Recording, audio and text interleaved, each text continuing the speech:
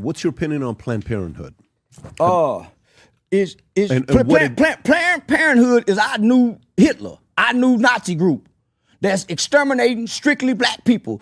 If you thought Charleston White was wild before, nah. He straight up said in this video that hip hop was built on RPE. He also said N.W.A.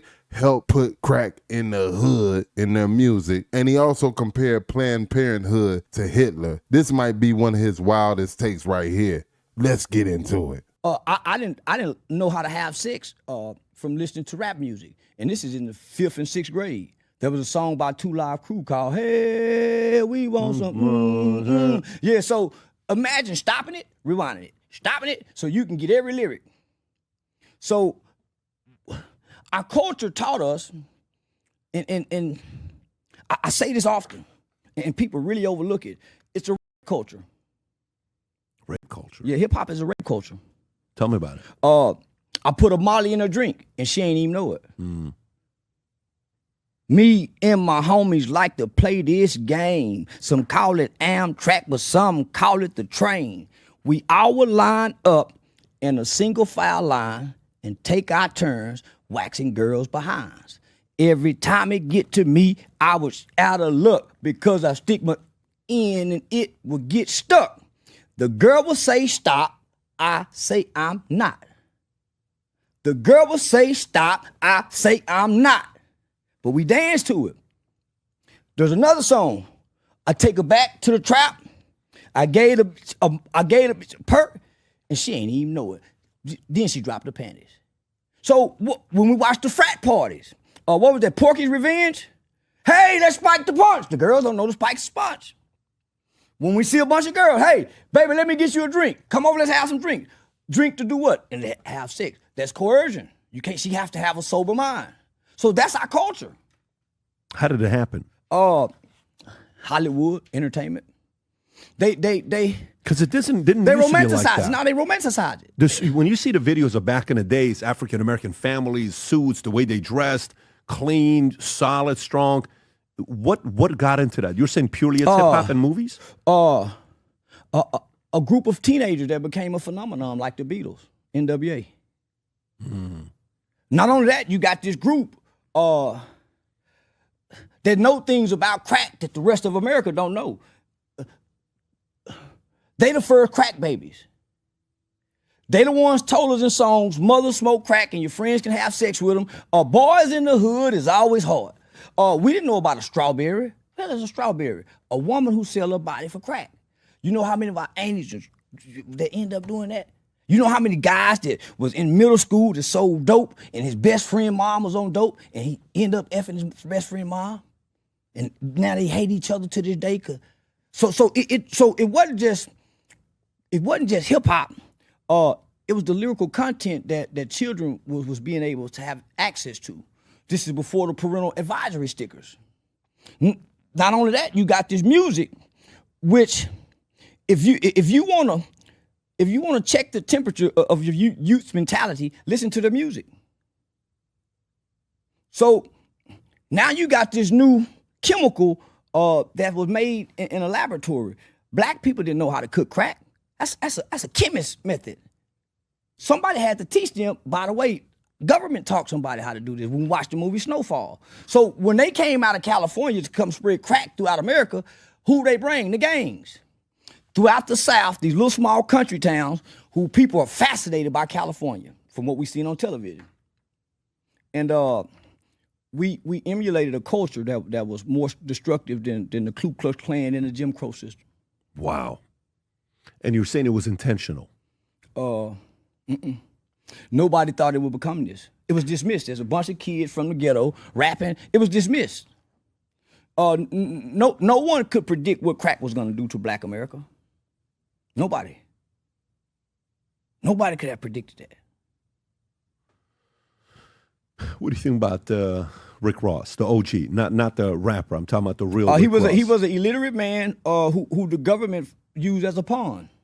I had him on a podcast. We talked about it. Yeah, he's very educated now. I like the tenacity that you have to have as an illiterate man, but he's a front. These are poor children who don't know if I get this, because where we get this from? How do I know if I sell this can put me away from life and I'm not hurt nobody? I'm going to feed my family. The people coming to buy it. What black man knew when they was touching dope that this could put me away forever? They didn't even know what it would do. They didn't even know what it would do. So a lot of it was out of survival. Some of it was out of greed. But most people started selling drugs out of nature's first rule of self-preservation. Yeah, when I had him, he was one of the biggest drug lords, by the way. He was making real money. I mean, he was an OG making a lot of money, and the way he got caught was very interesting, and how it got big. But I just pulled up a number right now. Black Americans are 13% of the population, yet they account for 37% of crack users. It was given directly to them. Cocaine was a rich person's drug. Crack is the only drug you say, hey man, I got $2, and you get your $2 hit. No other drug you can do that. The weed man don't do it. The liquor man don't do it. Crack was the heroin guy don't do it. Crack was the only drug you can come with a bunch of quarters and say, man, I got $1.50. It's not a long-term high like acids or Molly. It's a short high. But y'all say what y'all want about Charleston, but he speak a lot of facts. He does and says a lot of things that make him go viral. But I really want to know how many of y'all really be listening to what he be saying, because he speak a lot of truth, in my opinion. I'm a grown man. I got a lot of sense about myself, and I don't listen to a lot of bullshit. So, when I first heard about Charleston, I kind of prejudged him on, he talking reckless, until I really started listening to him. He say a lot of stuff, especially what he about to say now. Stay to the end. You don't want to miss this one. Let's get this video out. Help your boy out. Hit that like button and that share button. Let the algorithm know we trying to push this. I appreciate it. Now let's get back to it. But the dopamine that it feeds, it what makes it so dangerous.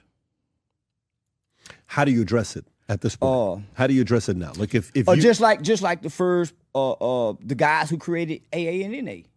You don't change that method. That method have always worked and it still work today. You can't change nothing if the person don't want to change. Can you reverse the effects of it today? Well, yes. How would you do it? Well, yes and no. Because it's just like the pandemic virus was real big and they pushed it on us. Well, since 90 to 97, all you heard about was crack babies. All they showed us what crack does to a baby. Where are they now?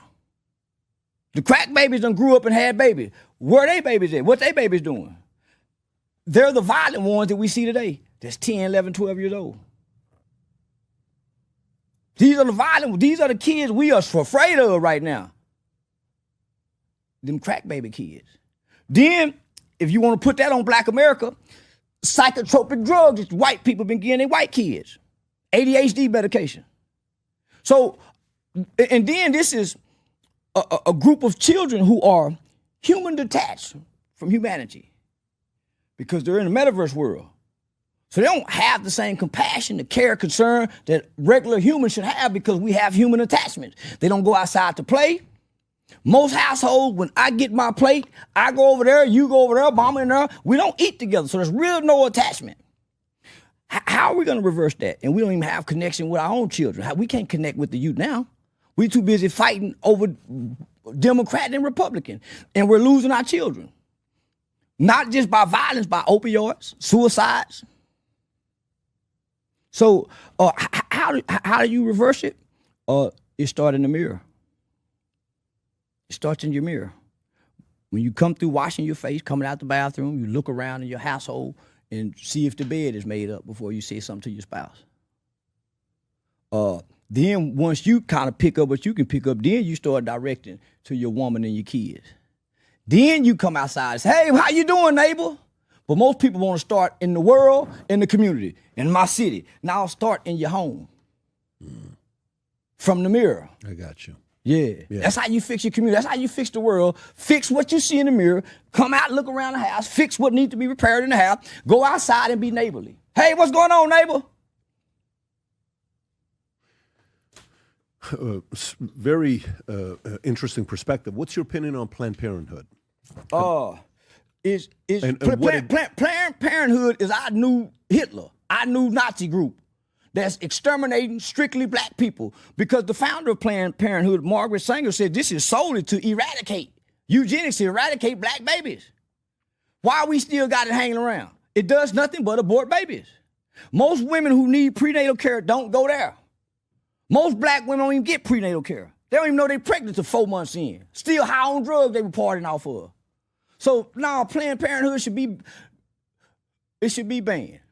I was gonna say something inflammatory, but no, it should be banned because it serves no purpose and no justice to the community it claims it's serving. Why do you think it's gotten as big as it's gotten? Who's supporting it? Because the way it's sold in a way that, you know, women's rights, it's good for women, and they have a pro-choice. Man, you know how many, you know how much stem cells they get to collect? Man, yeah, they get the whole new forms of life from these aborted embryos and fetuses. They get to do tests like lab rats on humans with no oversight. We don't know what they do with those bodies, those babies. So there's no oversight, really. They get to do what they want to do. But the originator, Margaret Sanger, this was never set up to be something good. So how can you change anything's original design if you can't go back and change the design? Why abort the babies? Why not try to find the daddy? Y'all come together, get him some resources to breathe life and keep life instead of take life. Why kill the baby? If I get mad at my dog, I can't shoot him, I can't feed him, but I can go kill my baby? You'll put me in jail if I can't feed my dog no more, kill him, abandon him, and she can go kill the baby without the father's consent. She didn't make the baby by herself, so our government get this woman and this organization to kill a man's baby without his permission. How can you do that? In what world is that all right? She gonna do it behind my back. I ain't got, man, what if I want to keep this life? What if we kill the next president? You don't know what we taking away from the world when you do that. Wow. I speak in fair use for critiquing, criticism, and educational purposes. Like I just said a little while ago, say what you want to say about Charleston White, but he speaks a lot of facts in my opinion. And I decipher what I want to hear from him. Like when I know he's talking ignorant and he's just trying to go viral, I don't really pay no attention to that. But this right here is pretty deep. If you feel him, let me know. Leave it in the comment section. Hit that like button. Hit that share button. Let's get this out here. This is a message you need to get out here. This is viral content right here. So help me out and let's get this video out here. How do you feel about it? You rocking with Charleston White? Talk about it in the comment section. Whether you like him or not, let's discuss it. You know what I'm saying? I go by the name of Kaotic 1. This is the KMHP TV YouTube channel, home of the reactions and much more. Until the next video, I'ma holla. Peace.